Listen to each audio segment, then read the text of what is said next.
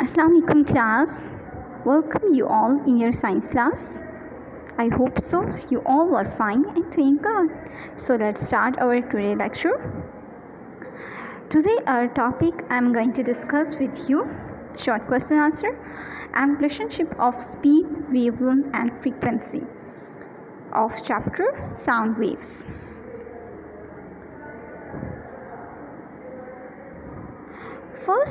Firstly, the relationship of speed of sound in different medium. As we know, as studied earlier in our subject speed. So अब speed जो sound की speed है वो different medium में कैसे होगी। अब जैसे कि हमने आपको एक अपना पिंक बॉक्स दिखाई दे रहा है आपकी बुक के ऊपर, तो आप उसमें देखेंगे कि जो मीडियम है, एक हमने कॉलम में मीडियम को लिया है, दूसरे में हमने स्टेट ऑफ मैटर को लिया है, और थर्ड में हमने स्पीड लिया है जो कि है मीटर पर सेकेंड। अब एयर की देखते हैं हम लोग। मीडियम हमारा एयर है, स्टेट ऑफ मैटर क्या है गैस, इसमें स्पीड कितनी है 330 मीटर पर सेकेंड। सेकेंड मीडियम हमारा वाटर है, यहाँ पे स्पीड क्या है, स्टेट क्या है मैटर लिक्विड, स्पीड 1500 मीटर पर सेकेंड। नेक्स्ट मीडियम हमारा brick, state of matter solid, speed metre पर second 3600। Wood solid, speed metre पर second 3800। Steel, state of matter solid, speed metre पर सेकेंड 600।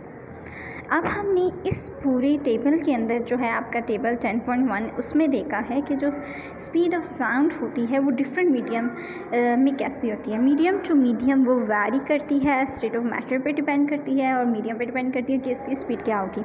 अब गैस के अंदर जो हमारी स्पीड थी साउंड की वो 330 थी, लिक्विड के अंदर 1500, और उसके बाद जो सॉलिड थी हमारी उसमें जो स्पीड ऑफ साउंड है ज़्यादा से ज़्यादा होती है। ठीक है, नेक्स्ट हमारा है, अब हमने देखना है relationship between speed, wavelength and frequency.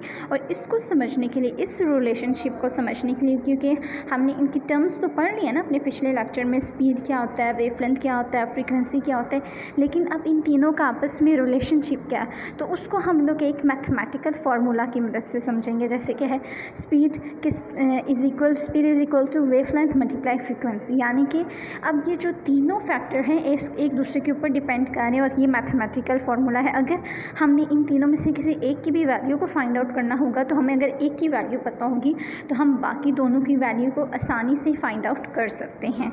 ठीक है, और ये डिपेंड भी एक दूसरे पे करती हैं। अच्छा, नेक्स्ट हमारा ये है साइंस, टेक्नोलॉजी एंड सोसाइटी। ये भी आपकी बुक में एक हमें इंटरेस्टिंग फैक्ट्स के तौर पर दिया गया है। जेट पावर्ड कार, इसके मतलब हम पढ़ते हैं on October 14, 1947 captain Chuck Yeager of USA became the first person to fly a plane faster than the speed of sound।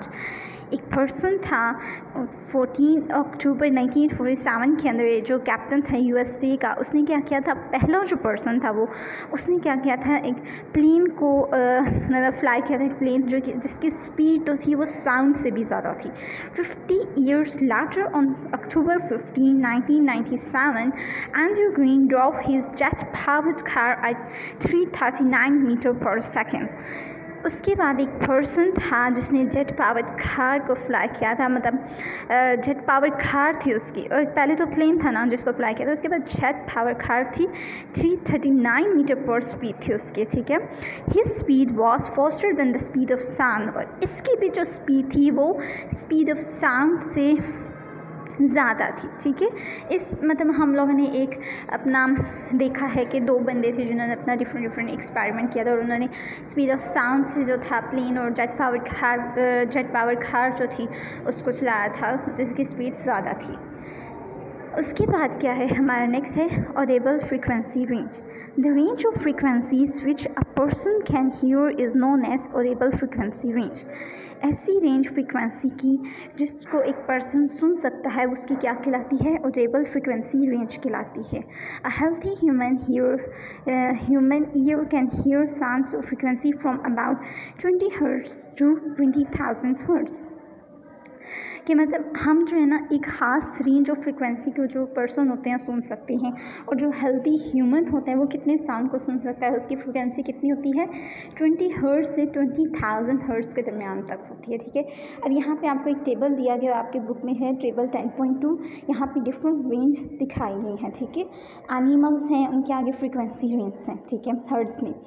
Dog है, उसकी फ्रिक्वेंसी रेंज कितनी है 20 to 40,000, cat 45 to 64,000, cow 23 to 35,000, horse 55 to 33,500, animals dolphin 150 to 150,000, rat 200 to 76,000, bat 2,000 to 110,000, elephant 1 to 20,000 hertz.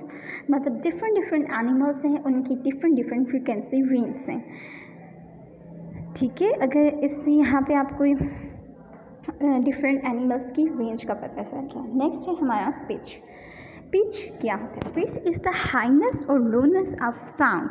Pitch क्या होता है? किसी की आवाज़ कितनी हाईनेस क्या है और उसकी लोनेस क्या है साउंड की, ठीक है। उसके बाद क्या है, it is depend on the frequency of the sound. और ये किस पे डिपेंड कर रही है? साउंड की फ्रिक्वेंसी के ऊपर। The higher the frequency the higher the pitches. जितनी ज़्यादा फ्रिक्वेंसी होगी उतनी ही ज़्यादा पिच होगी, क्योंकि इसकी डिपेंडेंसी किसके ऊपर है? फ्रिक्वेंसी के ऊपर है। So I hope so you understand my friends. So thank you so much. अल्लाह हाफिज़।